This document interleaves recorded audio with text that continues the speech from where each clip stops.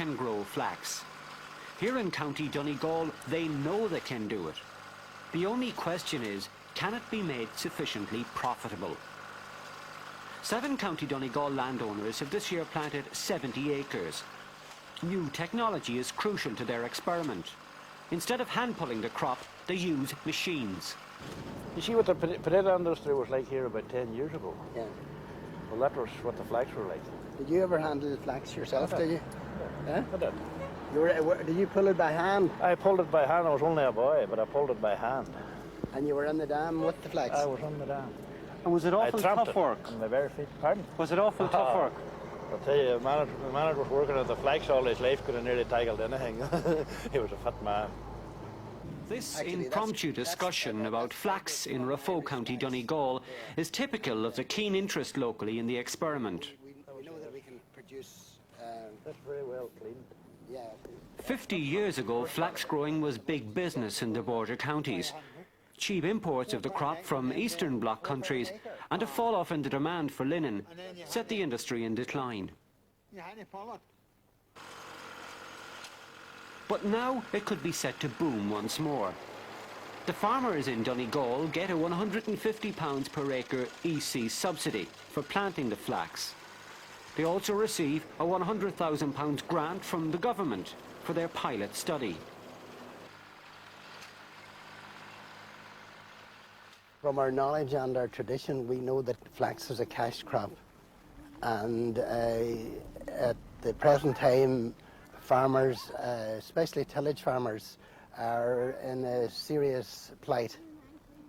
Barley is not profitable, potatoes is not profitable, and we've had to look at alternatives. So how far are you prepared to go? What will you be doing next year, for example?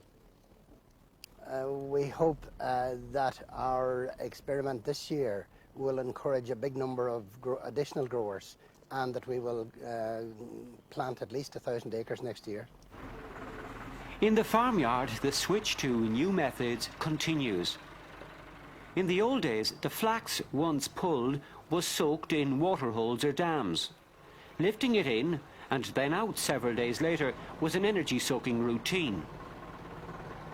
Now the Donegal farmers drive the flax into specially constructed tanks. Here the crop will be soaked and the water will be eventually drained off into slurry tanks. It's not an experiment as far as we are concerned. Indeed, as far as I'm concerned, because I've been a lifetime in this business. And some people call it an experiment, but I refer to it as a revival of flax growing in County Donegal. The farmers predict profits of £200 per acre. A Letterkenny-based organisation is overseeing the experiment. I wouldn't make any false promises about it, and I can't tell you how much the farmers will make out of the product, but I believe that it merits them investing some money to determine the commercial value of the crop. You got £100,000 from the Department of Science and Technology. How has that been spent? Well, it's been spent basically to do 2 things. One thing is to protect the environment, like the tank you see behind us. It's absolutely essential that the environment is not at risk. And the second way it's been spent is to buy in the expertise which you require. That we have a tradition of growing flax. We don't have the modern technology, and we're not necessarily au fait with what's happening in Europe. So Teagasc have been the ones who've been advising the growers, and the Lambeg Research Institute has also come in to advise us, so that we've tried to avail of the best professional advice. And technology, you think, is the key?